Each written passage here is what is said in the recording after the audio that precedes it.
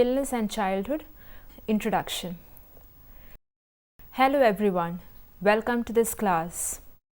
Although we know that illness happens across the lifespan, there are certain periods in the lifespan which are particularly vulnerable to illness and its outcomes. This is because our periods of vulnerability, growth or decline in themselves. For instance, two of these periods include childhood and aging. Childhood, as we know, is a vulnerable period, and it's also an extremely important period of rapid growth. On the other hand, aging is another vulnerable period which also involves a period of rapid decline. And today in this lesson, we are going to see this concept of illness and aging. What are its basic characteristics? What is the impact? And how can those impacts be reduced? Now, most children across race, ethnicity and gender, including most of us also in fact, have had a lot of different small or major illnesses in childhood. For most children, these illnesses are mild occurrences and they do come and go, and it is a natural factor. But for some children, these illnesses are chronic and they significantly interfere with the normal life and adaptive functioning of the child. Now we come to this basic question: what is chronic illness? Chronic illness is an illness which lasts for 3 months or longer, and it significantly affects the normal functioning of the child. Chronic illnesses often involve a lot of medications, a lot of hospitalization, a lot of time spent for bed rest and treatment. Hence, they are much more serious and they affect the child's lifestyle more significantly than any other disorder. Now, children may have a variety of childhood disorders that are chronic. For instance, asthma. This is one of the most common cases of childhood chronic disorders. Others may include diabetes, epilepsy, cerebral palsy, or say for example diabetes and cancer and several other diseases. The fact about chronic disease is that it is a long-term disease. In fact, at certain times there may not be any cure, and even if there is a cure, it is not going to happen very quickly. So, long-term factor is one big issue in chronic illness. Secondly, in addition to the long-term factor, the factor also remains that chronic illness in fact may be permanent and the child may never be able to get out of it completely.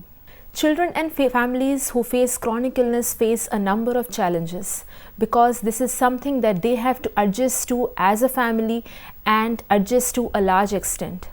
In fact, chronic illness in a child is a source of stress not just for the family and the child, but also for friends and many others who come into close contact with the child.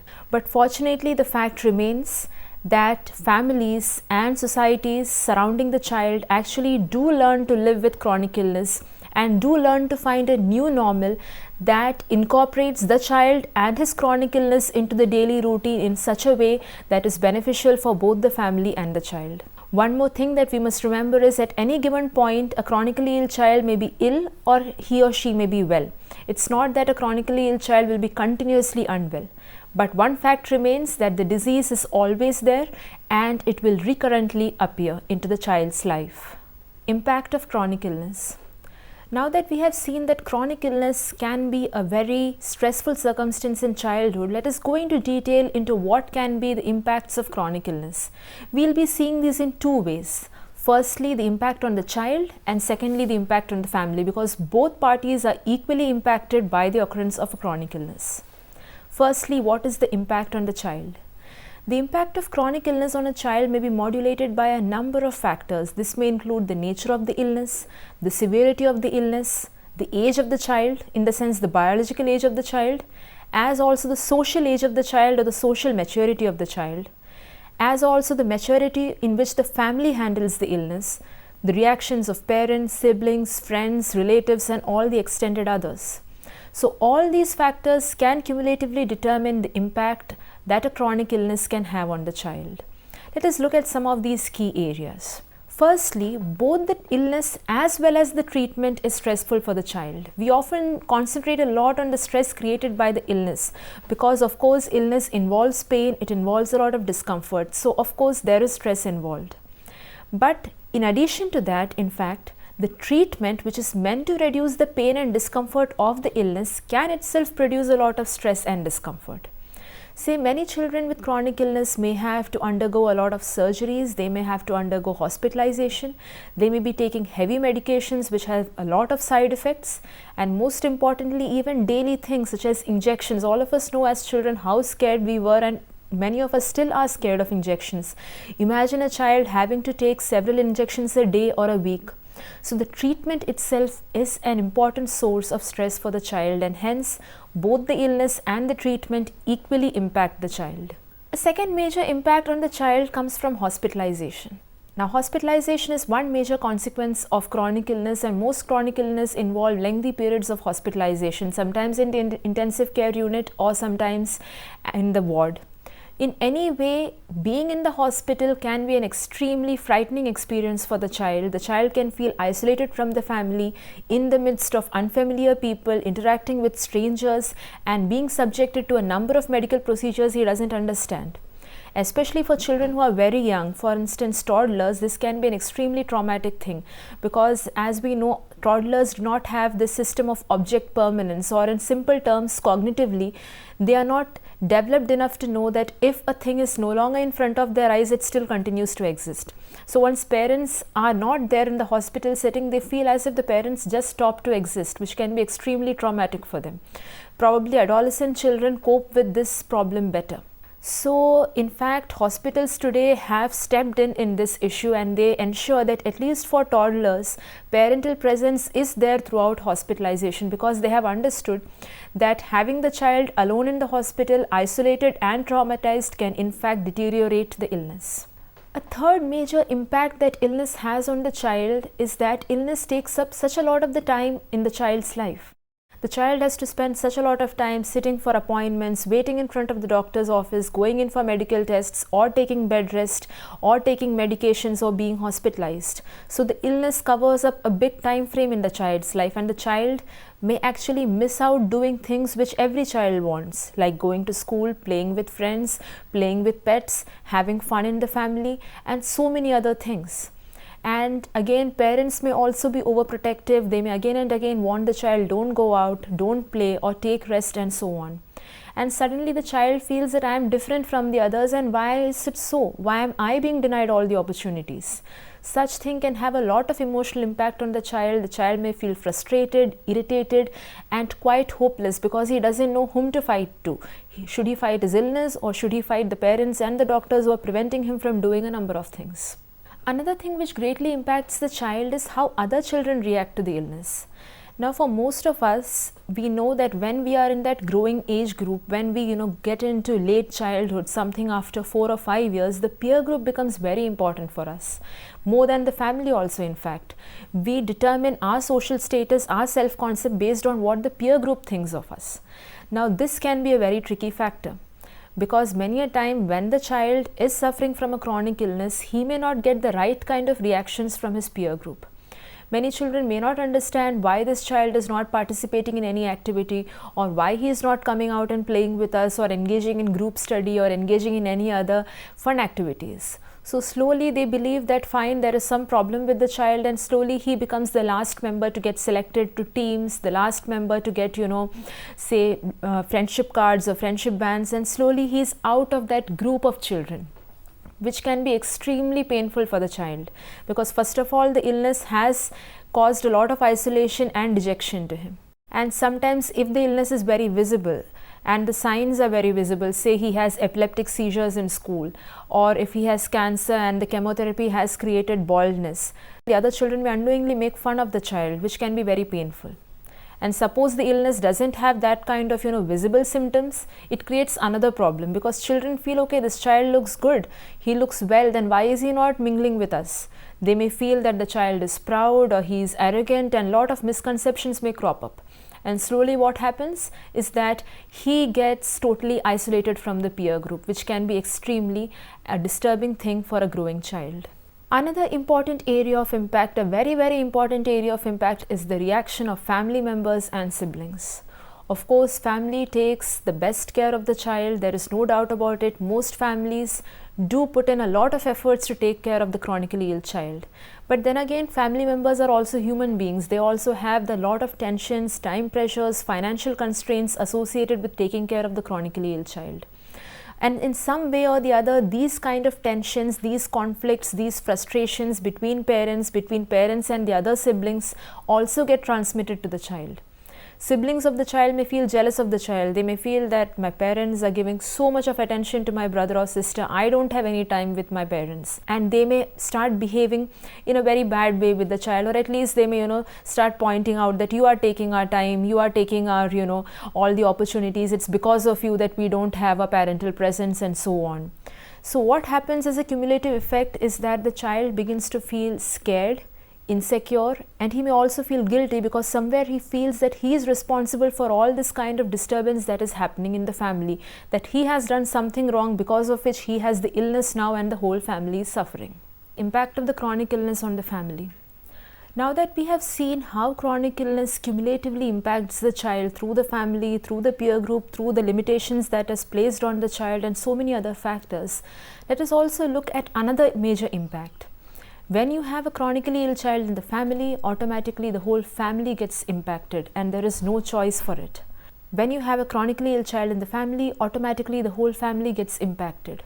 For the parents, initially just knowing that the child has a chronic illness may itself be a big shock. They will have to come in terms with it. It may be a lot of disbelief for them, a lot of dejection for them that the child whom they had imagined will have a healthy life. They may have had so many plans for children. Parents do plan for children. And suddenly they know that this chronic illness is in the life of my child and that my child will not have that future which I had imagined, will not be taking part in all those activities that I have imagined, will always be suffering or will be taking so many medications. It is extremely painful for the parents. In addition to this pain and hurt, again they have to adjust to a whole new lifestyle. First, of course, very importantly is the time pressure. When you have a chronically ill child in the family, a lot of time will go into taking care of the child.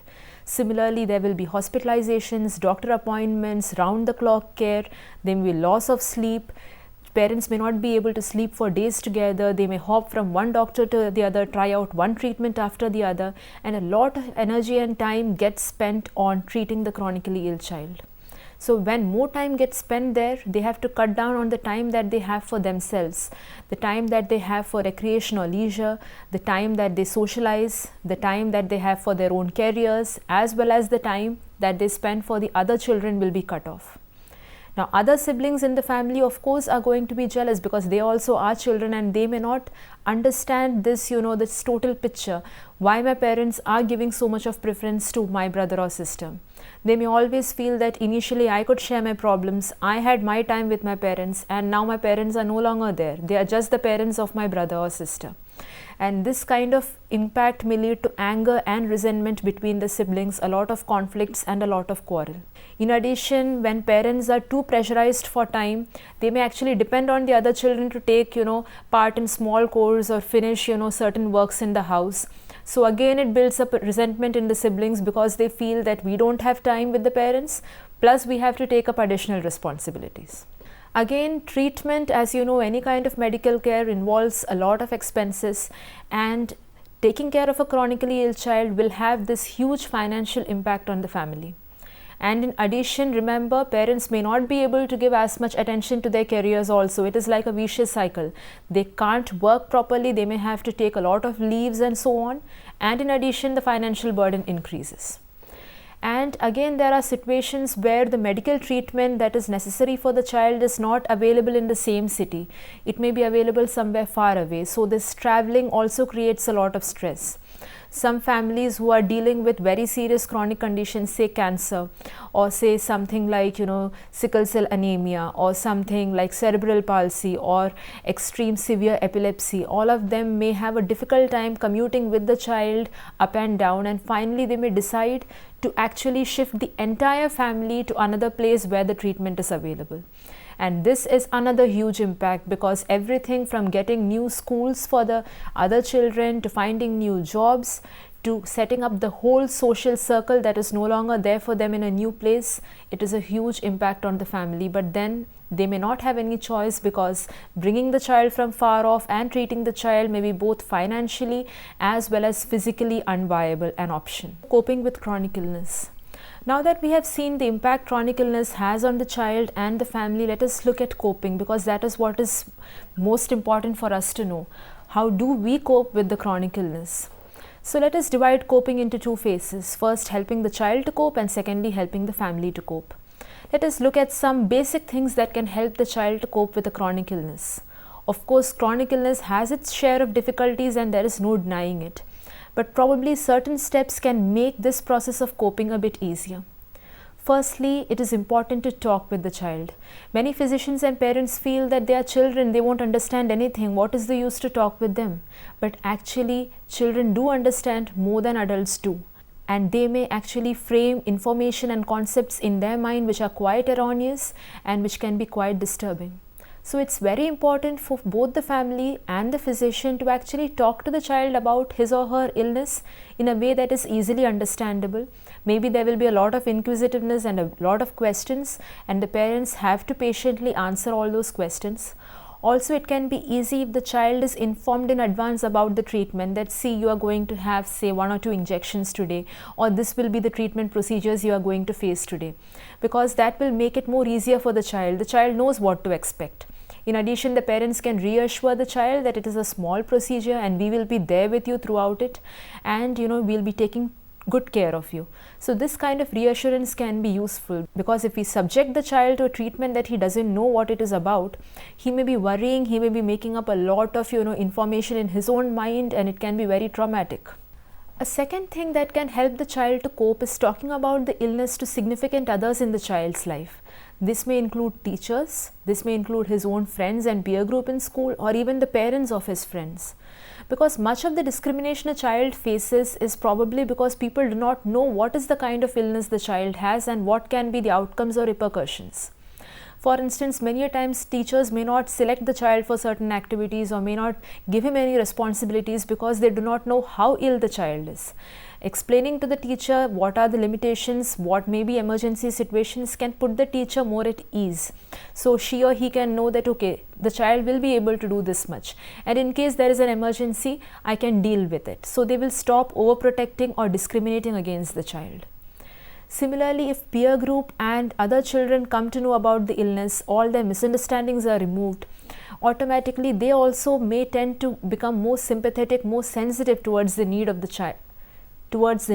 child, and may incorporate the child more into their play groups, into their different activities.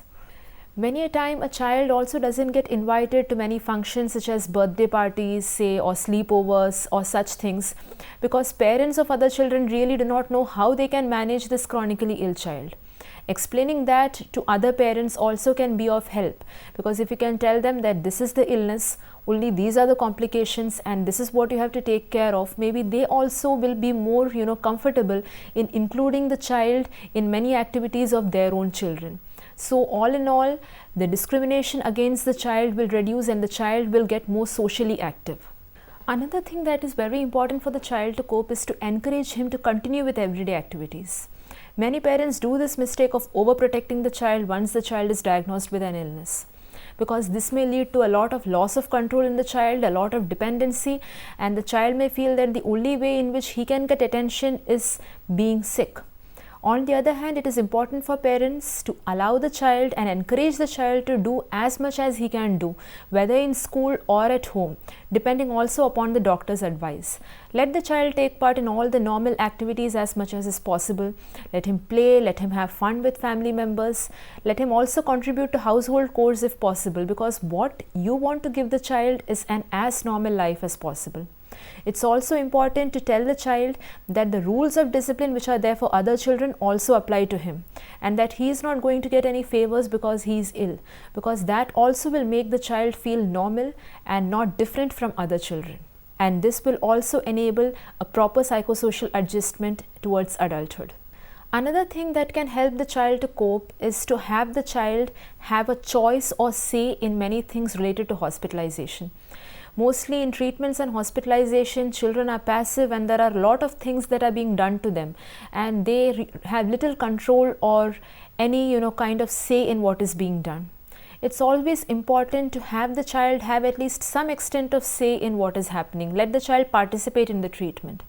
It can be something as simple as asking the child which color tablet he wants to take first, or which color curtains he would want to have, or which toys he wants to take, and so on. Similarly, when children are growing into adolescence, they can have much more say in the illness. They can be told in particular what the symptoms and what the treatments are, and their inputs, their wishes, their desires also need to be taken into consideration, because this will make them feel self-reliant and self-responsible. Most importantly, to help the child to cope, it is necessary for the parents to understand the child's emotions. Understand that every child may have a lot of fears, worries and anxiety that is associated with the chronic illness. Many children, especially young children, engage in a lot of magical thinking. They may feel that it is their fault that this illness has come to them, and so on. On the other hand, when they grow into adolescence, they are more concerned about what people feel about the illness, how they are valued by others. So all these factors can really be quite sensitive for the child. Another important factor that can help the child to cope is an understanding of his emotions. Most children suffering from chronic illness have a lot of pent-up anxiety, frustration, irritation, depression, and a lot of other emotions, which is quite natural. Many children, especially the younger children, may engage in magical thinking. They may think that they are responsible for the illness and may feel scared or guilty. Adolescents may be more concerned about what other peer group and other people think about them, and they may try to hide their feelings. So what is important in this scenario for parents, clinicians and others is to encourage the child to express his feelings. Not all children may want to express the feelings verbally. They may express through writing, they may express through drawing or painting, they may express through something like playing, where play therapy is used. They may talk about their feelings to animals, where animals are used or visiting animals are used in the hospital setting. So what parents and clinicians have to do is to be very careful and understand all these various expressions of emotion, encourage the child, listen to the child rather than advising him, and once the child expresses his emotions, reassure the child that there is nothing wrong in expressing the emotions, it's a normal part, and that his family and others will always be there for him. And a final thing that has to be remembered is seeking professional help. There can be times when, despite all your efforts, the child may still not be able to cope. He or she may show a lot of unhealthy behavior patterns, such as hurting or harming himself, losing his temper, fighting with friends, and engaging a lot of behavioral issues. In such cases, do not doubt. Please approach a professional, because that may actually reduce a lot of your worries and the worries of your child. So once you do this, they will be able to handle this matter and ensure that the child resumes his normal level of functioning. Helping the family to cope. Now that we have seen these tips which can help the child to cope, let us look at what can help the family to cope. What are those pointers? Something which can help the family to cope importantly is asking for help. Many families are reluctant to do this. Most of us at some point in our life will have to depend on others for help, and there is no harm in asking others for help. In fact, many others may be quite ready and eager to help you out, but they may not know exactly what kind of help they can do for you. Specifying your little necessities. For instance, you need someone to run some errands, or you need someone to take the other child to school, and so on. Such small things actually can foster relationships and make you feel supported and cared for. You can also approach people so that you can just talk out your feelings and have someone listen to you, and be grateful for the kind of help that you receive. And at some point, you can also give back that help. Asking for help not only relieves your stress, but it also fosters social relationships. It's also important for the family members to take time out for themselves. Despite the fact that they may be trying best to take care of the child, they may also have their own necessities. Many parents feel guilty to take some time out for themselves, leaving the child with caregivers or someone else. But most parents need to be sensitized that it is very important for them to take time out, if necessary, leave the child with a caregiver and do something that they like. It may be a short walk on the beach, it may be a lunch at a restaurant, it may be watching a movie, and so on. There is nothing to feel guilty about this, because if you don't do this and the parent goes into burnout, then both the parents and the child will suffer. In addition, it's also important to have some family times together. It's not important how long the time is or how grand it is. What is important is that everyone participates and everyone has a fun time. This can also be time for family members to bond with each other, especially siblings and others, to engage in a lot of fun activities. And the chronically ill child also feels a part of the family, also feels that life is quite enjoyable. One thing families having chronic illness should keep in mind so as to cope with the illness is to continue with the routines. It's not necessary to just wipe out all the routines just because the child is chronically ill. Maybe you may not be able to follow all the routines the way you used to do, but then let it be followed in the way it can be rather than totally erasing them. If your other children are going for dance classes or music classes, don't stop it. If you yourself are going for something like a yoga class, do not stop it. Similarly, if suppose you were meeting with your other children and talking to them every day, that may not be possible, but don't stop the practice. You can at least do it twice or thrice a week. Similarly, as a couple, if parents were talking to each other every day an hour or so, it may not be possible, but make sure that at least sometimes in the week you have this couple time which can enable you to reduce the stress and have a lot of common discussions and common feelings and ideas. So all these routines that are there in the family, if they continue, it gives the child a sense of normalcy. It may be a new normal, but then both the child and the family know that things haven't really changed. The life is still the same and life is going to continue. It's also useful for the family to find out more about the child's illness. You can use a lot of other sources like the internet, libraries, and other relevant sources like support groups for the illness. Because the more you know about the child's illness, the better treatment options you can seek, the better ways you can manage the child's illness. Sometimes support groups can form a key element in this area because they consist of people who themselves are in the same situation. They can give a lot of tips, they can give a lot of feedback, they can provide you with a lot of resources which can give you better ideas to manage the chronically ill child as well as manage yourself. It's also important to talk openly about the illness with the siblings of the child, because many a time the siblings really do not understand what is happening with their brother or sister. They may sometimes feel that they are at fault for what is happening with their brother and sister. Taking the other children into confidence, talking to them about the illness, and also taking their opinions, making them feel participants, making them feel that they are also participants in the decision-making process, can actually bring a good familial atmosphere and reduce sibling rivalry. Sometimes siblings can also be encouraged to come to the hospital to take some decisions regarding the chronically ill child and to participate in all family matters. This actually can increase their sense of responsibility as also their sense of satisfaction. And finally, very importantly, despite the best efforts of the family, there may be times where you feel that you just cannot go on. The burdens are too much for you to handle alone. And at that time, just as we said in the case of children, do not hesitate to seek the help of a professional. Because when you are within a problem, you may not be able to really sort things out, but the professional who has a more clearer and realistic view of the problem can actually plan things out for you. He or she can help you cope with the situation and provide you with a lot of resources in this regard. Conclusion. Now that we have seen that childhood forms a vulnerable period where the occurrence of illness, the experience of illness, as well as the treatment has a lot of special features attached to it, it is important for each of us to realize, in whatever capacities we understand this information, that coping with illness in childhood is important, and yet it is different from what it is in adulthood. Coping with childhood requires certain salient features, it requires certain salient mechanisms of coping. But the good part actually is that most families and most children do emerge successful in their efforts of coping with chronic illness.